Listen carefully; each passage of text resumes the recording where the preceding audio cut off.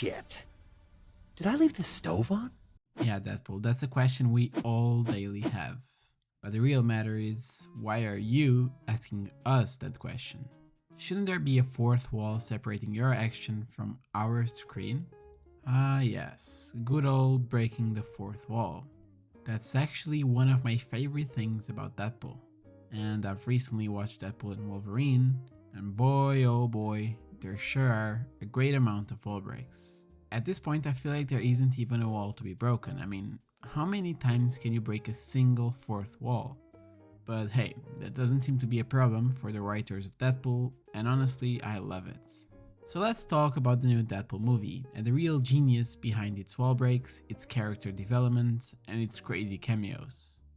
And by the way, I'll be keeping this video spoiler free in case you haven't watched the movie, but seriously, if you didn't, go watch it, it's great. Okay, so in this movie, Wade, or Deadpool as you wish, has put down his mask and is living life as a normal civilian. However, when his homeworld faces an existential threat, he must put the suit back on, and to help him save his world, he must team up with a reluctant Wolverine against villains, antagonists, and TVA. That's pretty much the general concept of the film, and it's actually what Letterboxd tells us in the synopsis, so it's once again spoiler free. And now, for those of you who haven't watched the movie, you must be wondering what can you expect from Deadpool and Wolverine? Well, although I believe the plot itself of the movie isn't really the best I've ever seen, as most of Marvel's movies nowadays, and although the story seems to not know what to focus on and some aspects feel like they were left not very explored, the chemistry and bonding of the actors and the characters makes up for it.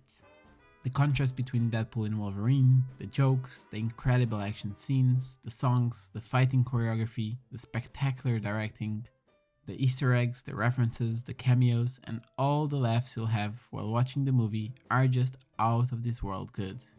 This movie has some crazy stuff I didn't even think would be possible. So to answer the question, is this movie good? What should I expect from it? I'd say expect an amazing time with a lot of jaw-dropping moments. Okay, so with all of this said, let's address the main aspects of Deadpool and Wolverine and the most important features that make Deadpool work so well and actually make him the Jesus of Marvel. First off, fourth wall breaks. Yeah, I know I literally started the video talking about them, but we just gotta appreciate how much of a master Deadpool movies are at doing this. I mean, at some points it seems like I'm watching the movie with Ryan Reynolds himself by my side. They're actually so good at doing this that during the fourth wall breaks, Ryan Reynolds actually addresses Marvel problems, rights problems that this movie had while being produced related to that Disney buying Fox thing. He talks about actors and other movies that have no relation to Deadpool whatsoever. He comments on the movie's budget, and of course, he says a lot of random stuff, cause why wouldn't he? And this has two big benefits. The first of them is the bond we create with the movie and its characters. We sort of feel close to Deadpool, we feel close to those around him because he just adds stuff and explains stuff and jokes with us while being in the movie itself. And I'm absolutely here for that. On the other hand, this fourth wall breaks also allows social critiques or reflections to be made. Deadpool can critique or even satirize certain aspects of studios, of Marvel itself, because if you think Ryan Reynolds and his team would go easy on Marvel's current state, yeah, you definitely don't know Ryan Reynolds and his team. Or just indirectly criticize things from our day-to-day lives.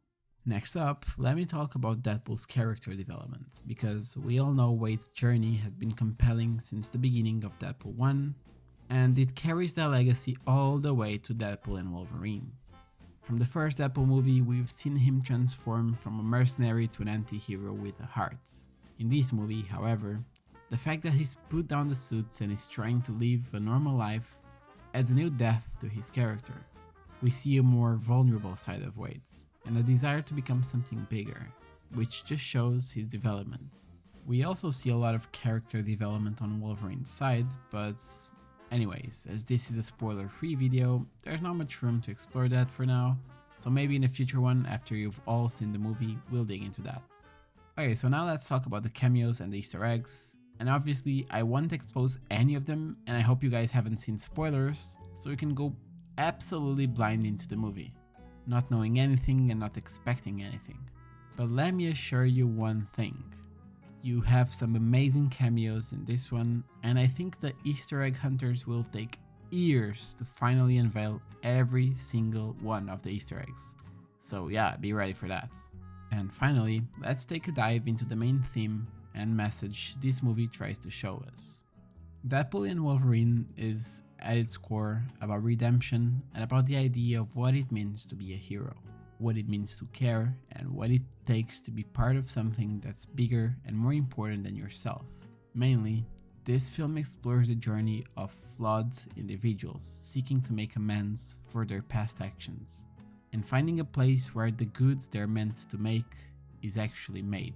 At the end of the day, the film serves as a commentary on modern heroism, challenging traditional notions by presenting two characters that are far from perfect and instead are deeply flawed, yet they are undeniably heroic. It reflects on what it means to be a hero today, emphasizing qualities such as resilience and the capacity for improvement and growth. And by doing so, it invites viewers to reconsider their own definition of what a hero is, and recognize their own potential for greatness. To be great, or to be a hero, you don't need to be perfect. You don't need to have always been good and great in order to be good and great in the future. You just need to do what's best, and do it the best you possibly can, while prioritizing and caring for those around you. And that, after almost 2.5 hours of movie, is the message Deadpool and Wolverine try to tell us.